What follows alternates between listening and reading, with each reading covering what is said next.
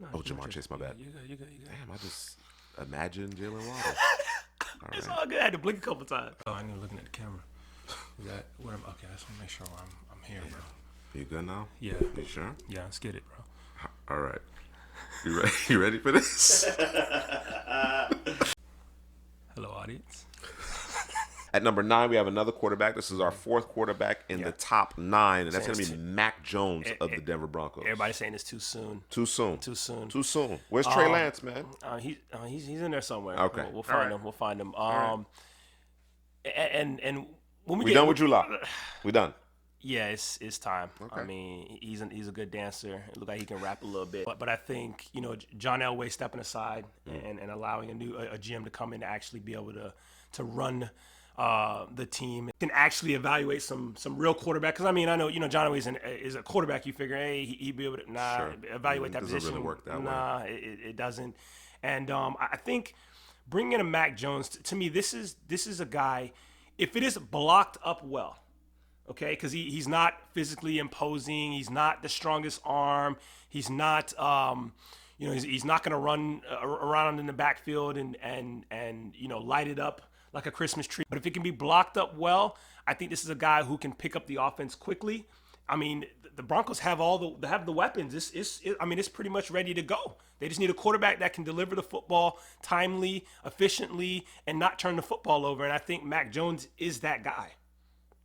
And he's deadly accurate. He's an anti-Drew Lock. He's an anti-Drew Lock. Listen, you can say all you want about, Alabama and their quarterbacks and all the weapons that they have offensively, but I mean, when everything was blocked up well, he delivered the football to the open guy and he got it there. He didn't miss his guy, anything like that. So, I mean, to me, this team is a quarterback short of competing consistently. My only hesitation, because I think Mac Jones is a good quarterback. Right. I think Mac Jones is a first-round prospect without question. I also think, and when I say that, I'm talking about in this era, where quarterbacks are overdrafted. He's absolutely a first-round prospect. I wonder when the scouts, and the area scouts for the Broncos, this new GM, they look at Trey Lance and they look at Mac Jones and they say, yes, Mac Jones offers, a cerebralness, and accuracy, but there's no playmaker in him. Listen, there's a lack of a playmaker in him. You just have to understand or consider, and I understand that this is what you would do. I understand this is what you would do, but the NFL, the organizations, the front offices, they are telling their scouts, we're looking for traits. Right. We're looking for traits. We want specific traits, particularly when we're going early at certain positions. Yeah. If they do not check those boxes, they get a little depressed in terms of the inherent or the intrinsic value. Yeah. Now, again, you look at a guy like Tom Brady, who is 43, and I'm not saying Mac Jones is going to be Tom Brady or anything like that. 10 Super Bowls. Right.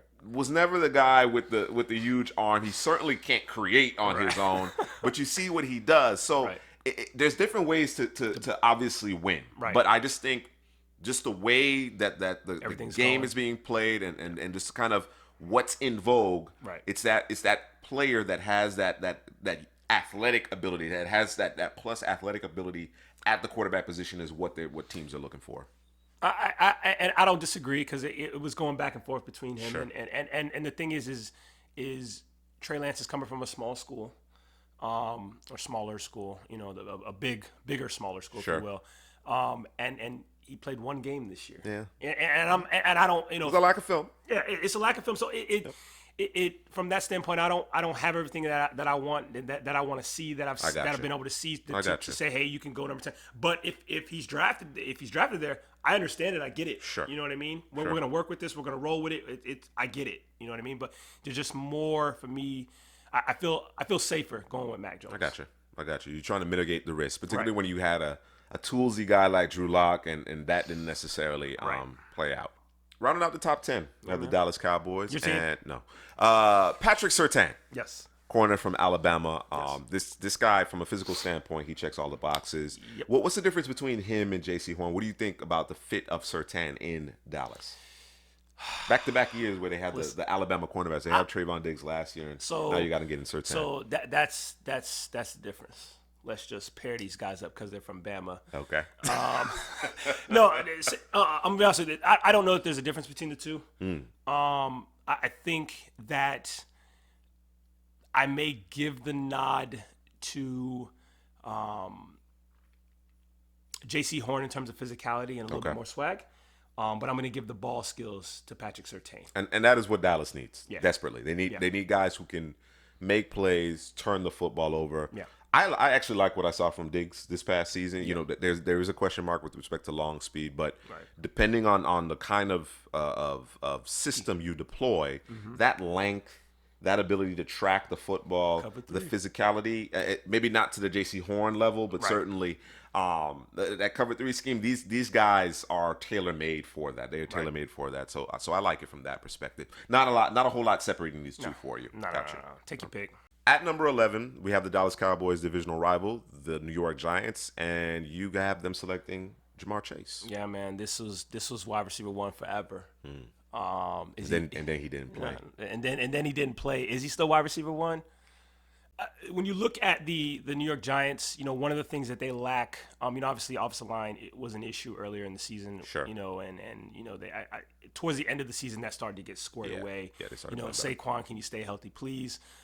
Daniel Jones. I think that Daniel Jones is a guy who is coming into his own. I think that to help aid in that, you need to add a guy who's actually going to catch the football. Evan Ingram, please. And so I think putting in a Jamar Chase, who is a guy who, to me, might be the closest thing, and I know we were talking off air, might be the closest thing to DeAndre Hopkins in terms of being able to contort his body, and there's something to be said about that as a receiver. When a quarterback throws the ball up to you, to be able to go up and get the football, position yourself so that you will come down with the football, and he has some ability to catch and run, or catch the ball and run after catch, excuse me. You know, and I think that is something that the Giants are missing. I mean, I know that they have Darius Slayton, who's got some speed, you know, and Golden Tate, who can, you know, he's a vet, wily vet. You know, you always need that. But I think that they're missing a true number 1 receiver, guy, again, who teams have to game plan for. It's already they got a game plan for Daniel Jones running around, but they also have to game plan for Saquon Barkley. And you would like to think teams could game plan for Evan Ingram, but we're going to leave him open because he's going to drop the pass. So you need a guy who you actually can count on. Sure.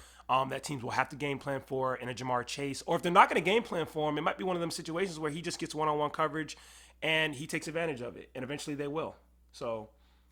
Yeah, I think every team needs a guy who turns that 50-50 ball into a 60-40, a 70-30. You know what I mean? A guy that can make plays when contested. I like Darius Slayton. I like his ability to take the top off the defense. But, you know, let's not kid ourselves with respect to Daniel Jones. Daniel Jones has not proven that he is the guy. There's been some flashes here, but there's also been a lot of struggle. There's been a lot of struggle along the way.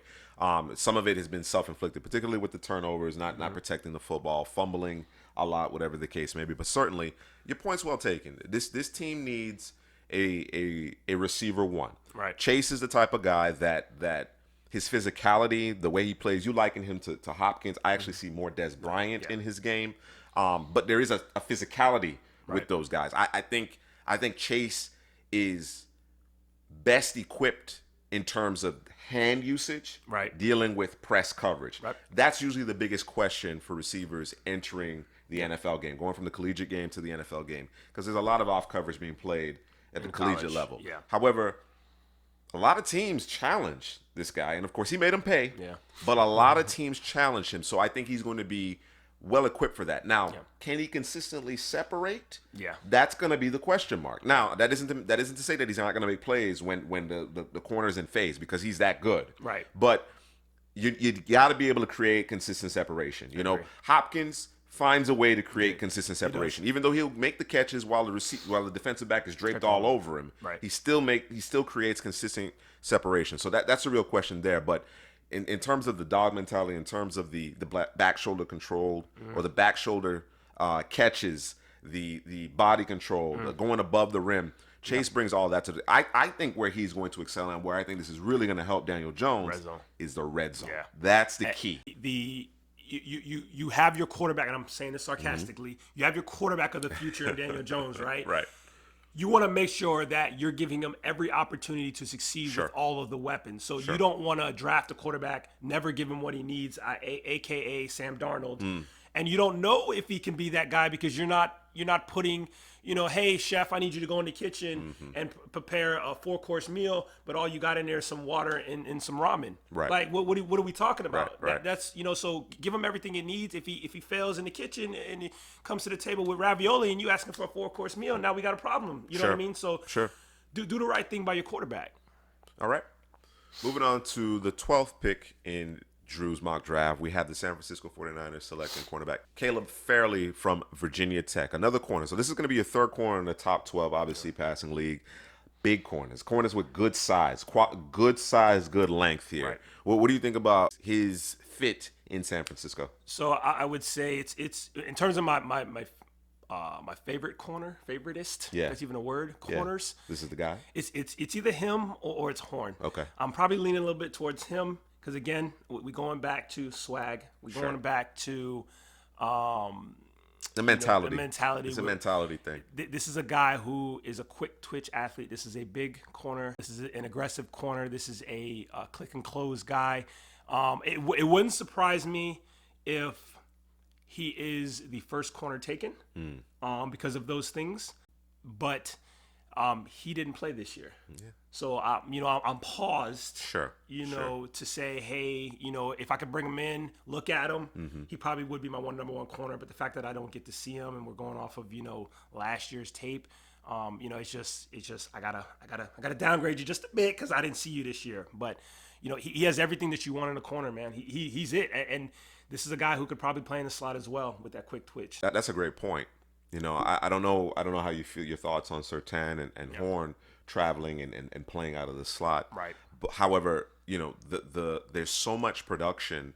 Receiver one on these teams is running a ton of routes from the slot these days. You know what I mean? It just creates angles and the motion, the short motion, things of that nature to allow these receivers a free release and get a step on some of these defensive backs to create more conflict with respect to the coverage combinations, the zones, and so on and so forth. So, yeah, a guy that can play inside, outside equally effectively goes a long way, and that might vault him to being the top corner selected in this particular class.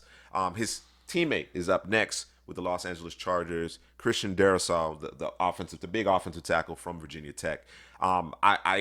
I really like this pick because the Chargers can't seem to get the offensive line situated. Justin Herbert looked great last year.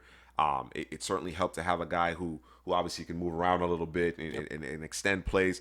What was really impressive to me with Herbert is his ability to navigate the pocket. It wasn't as if he was scrambling for his life and trying to escape. No, he was climbing, he was shifting, he was moving. The things you want to see. Yeah, the things that you want to see from a veteran. You don't expect it. From a guy who played in the type of system that he did. Now you bring in Darrisaw to really shore up this offensive line. The logic obviously is there. What's your thought about the player? So when you think about the Chargers and you just talk about talk about the players that they have in terms of star power and Keenan Allen and Austin Eckler, and they want this is a team that can run the football, but they can also pass it, right? Yep. And this is a team who's have had offensive line woes.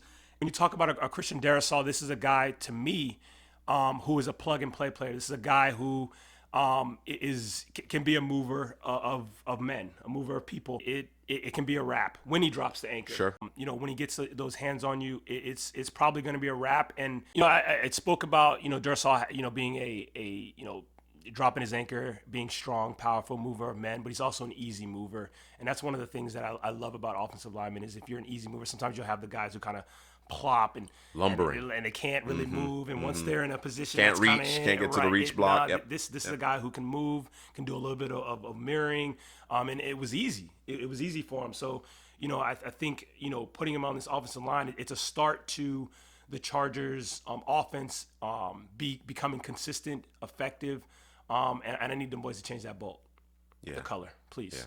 Yeah. That's the reason why the Chargers always find a way to lose, is because of the color of the ball. I'm telling you. Drew has been saying that for years, and I am now a believer that it's because of the color of the bolt. ESA for you guys out there. Next up, 14th pick, we have the Minnesota Vikings selecting Azeez Ojulari, the edge from Georgia, they sorely miss Danielle Hunter this year. Like, badly. Badly. They brought in Ndakwe. That didn't necessarily work out. They weren't having success. They decided to see if they could get something for him. They shipped him out to Baltimore.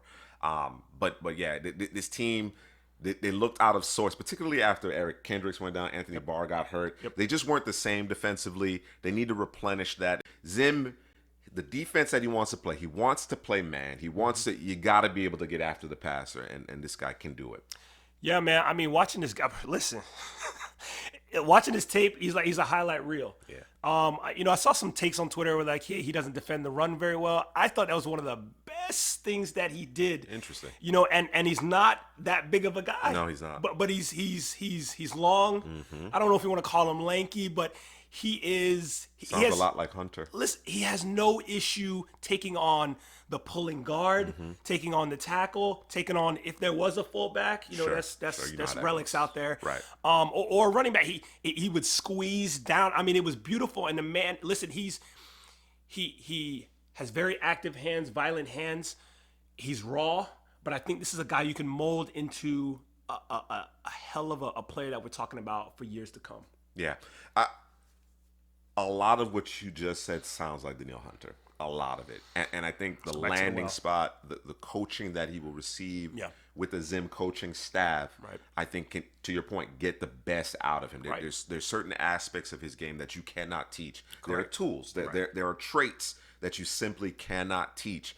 When you're not necessarily, when you still have room to kind of fill out that frame of his, but you play with heavy hands, and there's kind of there's a tenacity and a willingness to stick your nose in there. It's not like you're a situational pass rusher, even though that may be where he starts. Right. Eventually, this guy has the ability to become an excellent every down player. Yep. Absolutely. With the 15th overall pick, we have the New England Patriots, or you have the New England Patriots selecting Jalen Waddle. Yeah. And the obviously the question mark is going to be, what about quarterback? What are the Patriots going to do at quarterback? Trade.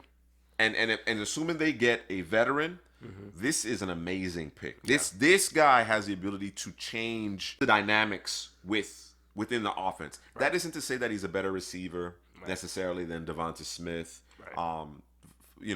Obviously there are people who have Jamar Chase as a top wideout in this particular class. Right. But the things you can do with Jalen Waddle, the utility of the player, I think goes a long way. Whether it be in the return game, working out of the slot predominantly, the bubbles, the jet sweeps, that just get him the ball. He is a weapon. He's a much better receiver than people give him credit for. He's more polished as a receiver than I think people give him credit for. But certainly playmakers. You want speed, you want playmakers, you want guys that can change field position, score from anywhere. This is the type of player that can do that. You're not going to come out of Alabama and not be polished. That doesn't exist, right? Because you're probably not on the field. Just because you can run in a straight line doesn't make you special. Because we can go to the track team on any college and pull that guy and get off. that kind of speed. Yep. Right. So I just think when you look at the Patriots, and I always look at teams and their offense and say, okay, who's the guy you game plan for? Who's the guy you have to worry about? You look at that team and it's like, I mean, these guys was out there running with Cam Newton. They were running the Auburn offense at one point because there was no pizzazz, no sexy. It was Cam Newton or bust. There was nothing out there. You know what I mean? And those receivers aren't challenging anybody. No. Is anybody scared of a Jacoby Ford? Is it Ford? Jacoby Ford? Is it Jacoby Myers? Look at me. I'm killing the man name. Jacoby Myers. Like Jacoby Ford had speed. Yeah, he did. He was a track guy. Was it Neil Harry? Yeah, N'Keal Harry. N'Keal Harry. There was nothing there. You know what I mean? And Edelman did. There's nothing there. There's nothing there. We can talk about the quarterback till we're blue in the face, but I mean, they had, Cam Newton's not a bad quarterback. You know what I mean? But, you could just see him on the sideline like, damn, who am I throwing the ball to? I mean, you had Tom Brady. Who were you throwing the ball to? You know what I mean? So let's start there, and we'll work it out there. Let's let Josh McDaniels get a hold of that guy, and we'll build from there. Whether it be, I don't even know who their quarterback is. Doesn't matter. Stidham. Whoever it is, let's build from Waddle. And work it out from there because they don't have any star power. There's no sexy on the offensive side. It was Tom Brady, it was Cam Newton, and now you don't have anything. Yeah.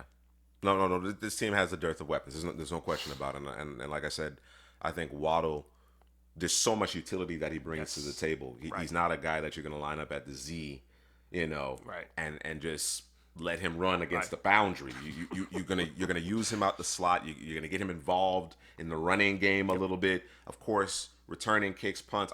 I want him to get as many touches as possible. It may not all come through the air, but as many touches as possible. Let him use his shiftiness, his speed, his otherworldly acceleration to make a difference, to add that pizzazz, as you say. We're at the midpoint of Drew's mock draft, and with the 16th overall pick, he has the Arizona Cardinals selecting Joseph Asai, the edge from Texas. I felt like this is a guy who has excellent bursts, excellent hands. He's very quick off the snap. He was the MVP of the Alamo Bowl 2019. And I think this is a guy who you can put opposite Chandler Jones. And I know that Hassan Reddick was coming into his own. Oh, he came into his own. He came into his own. He was getting it. He actually was being played where he's supposed to be played. Yeah. They figured it out, right? Yes. Can never have too many pass rushers. And a lot of his damage came in bunches. Sure. Right? So, are you going to get that repeat? You know what I mean? Are you? I'm not sure. So I decided to go pass rusher here. And I think, it's just something that was much needed. With the way these guys play defense, which is, it's still Legos out there. Isaiah Simmons, who is the ultimate chess piece. I thought, as the season progressed, you could start to see, okay, this guy's really good. Right. He's kind of feeling his way. No off season, OTAs, whatever. It's all virtual.